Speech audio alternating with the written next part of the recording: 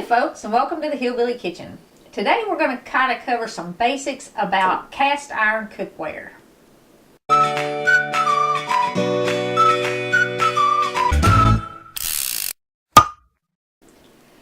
I've had a lot of questions about cast iron cookware because at least a whole generation has kind of put their cast iron cookware away and haven't used it. But it seems like nowadays people are pulling out grandma's cast iron skillet, or they're getting a brand new cast iron skillet, and they kind of want to know how to take care of it because they've never used one before. So that's why I'm doing this video.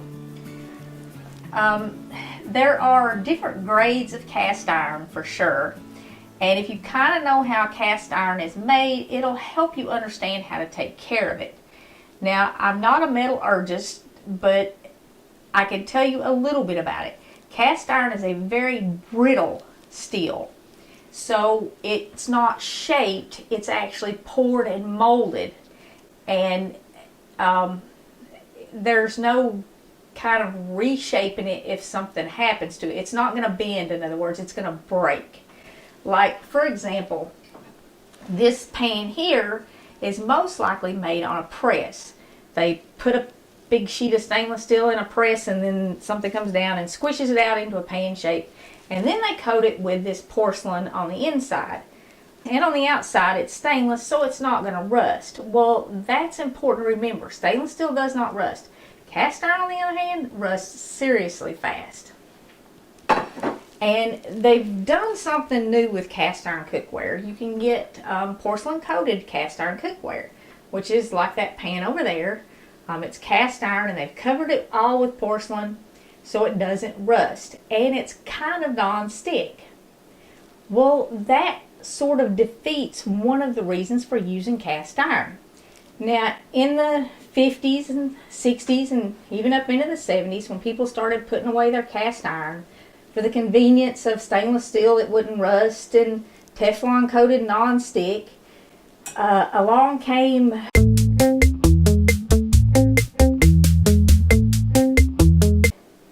and it had iron in it for your tired blood.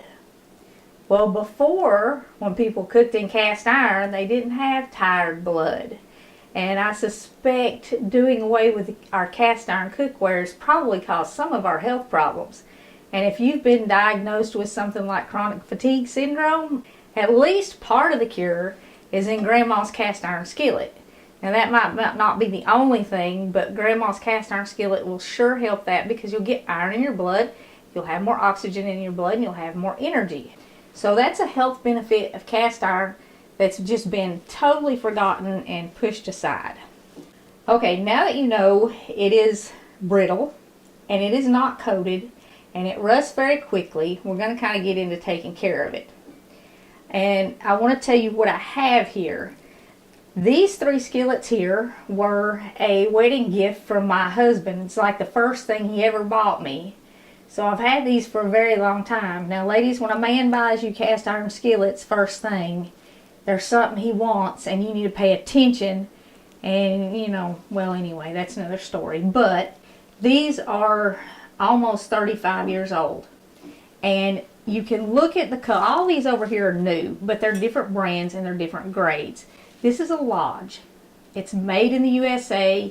It is brand new. I did wash this one, but all I did was wash it, wipe it with oil, and dry it. And you can see the difference, and I know you can see this on the camera. This one is black, and this one is gray. And I had to wash this one because it's been decorating my baker's rack for quite a while, and it was dusty, so I wanted to clean it up. But it is, like I said, brand new. I've never used it. But you can see the difference in color of these two. This one here is an Ozark Trail. It's from Walmart.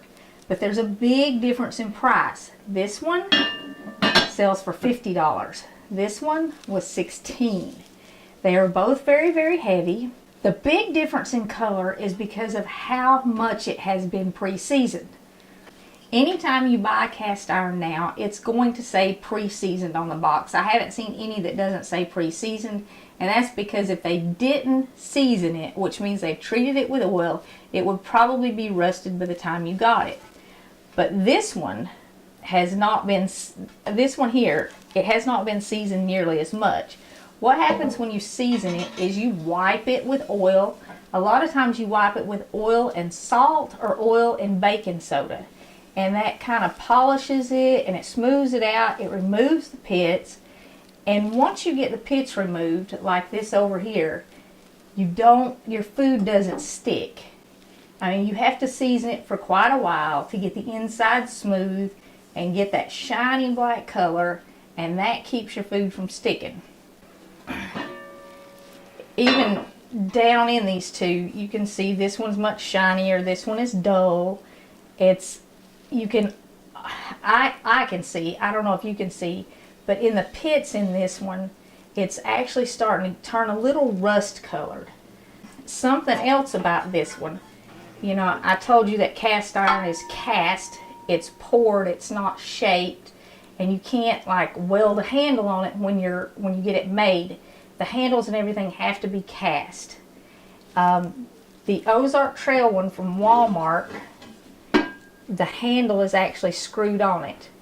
The Lodge one, the handle is cast on it, just like the handles on the side of the pan. And you can even see, now I don't know if you can see it on the camera, but there are marks inside the handle from the mold where they cast it. So there is definitely a difference in quality. As far as weight goes, they weigh about the same, but Melinda, one of my daughters, she told me that she had a skillet, an Ozark Trail cast iron skillet like these from Walmart, and she actually broke the handle off of it. Now, like I said, these are almost 35 years old, and I can't imagine breaking the handle off of them. In fact, I'm fairly confident that they are strong enough that I could sit this handle on a brick or something and then run over the pan with a car and it wouldn't break it. I mean, cast iron is very, very strong.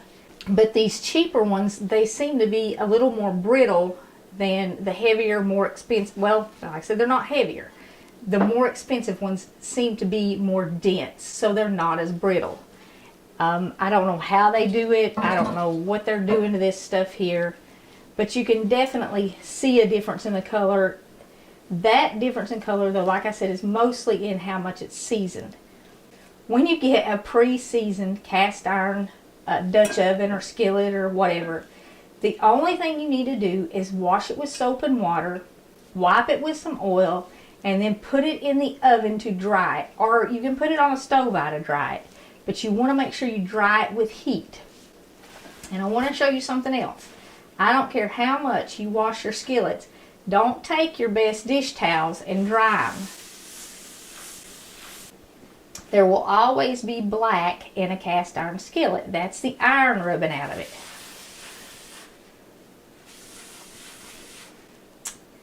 Always. And it will ruin your dish towels. And that has a smell that will get in your dish towels that will not even come out in the wash machine. I don't know. It's just that iron smell. And if you're my age or older, you probably remember that smell from your grandma's kitchen, because everything in her kitchen was cast iron usually. And all of her dish towels and everything smelled like that cast iron. There weren't paper towels. But that smell will get on everything. When I wash my skillets, a lot of times, like if I just bake cornbread in them or something, I don't even put water in them. I'll use either baking soda or salt, just regular old table salt and baking soda, and just pour some in it and take a paper towel, because like I said, anything fabric that you use, it will absolutely ruin it. And you just wipe the inside. And then I wipe that out, and if it looks dry when I'm done, I'll wipe a little oil in it and put it away. And I use as little water as possible on them, because like I said, they do rust very easy. But straight out of the box, this one here, I just washed it, wiped it with a very little bit of oil and dried it, and I can use this now. But it's going to take years to get this finish in this pan. And I don't know if you can see it on the camera or not, but it is fairly rough and fairly pitted. and it would take quite a long time to get it like this. The big thing about cooking in cast iron, other than you don't want to put it in water any more than possible, is that you have to use a lot more fat, and that's another reason why people did away with them. They didn't want all the fat in their food, so they went with the non-stick where you could use just a little fat or almost no fat at all. If you fry something in a cast iron skillet, you're probably going to have to use at least twice as much fat as what you would use in any other kind of skillet, maybe even more, to keep it from sticking. That's just the way it works.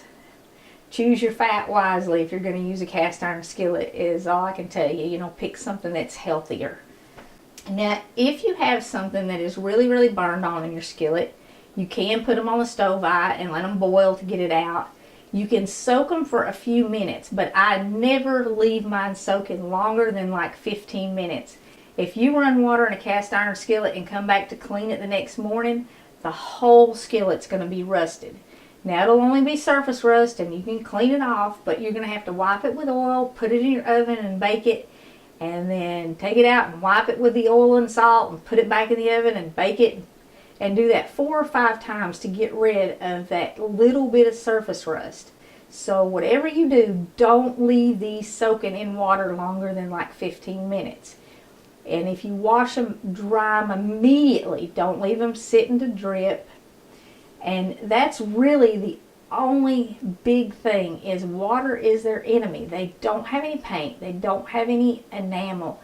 And they are definitely not stainless. They rust, like I said, almost instantly. This one here, even though it's seasoned really good, this expensive one, and it's got a pretty good finish on it, you can see that the difference in color, and this one is a little bit orange.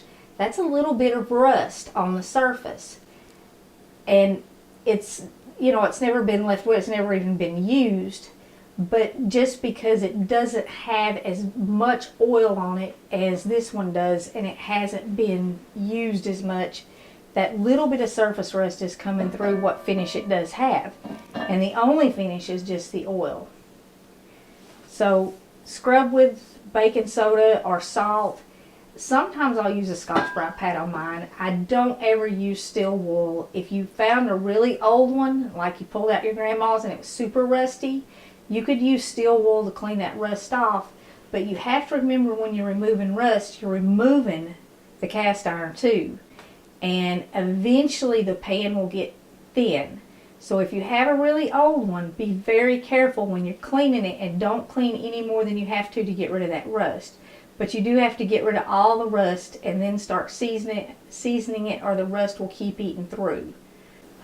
I am going to try to find a really old skillet somewhere that has some rust and show you how to restore them, because I know a lot of you have these that have been passed down, and give you some tips on how to do it without destroying the pan.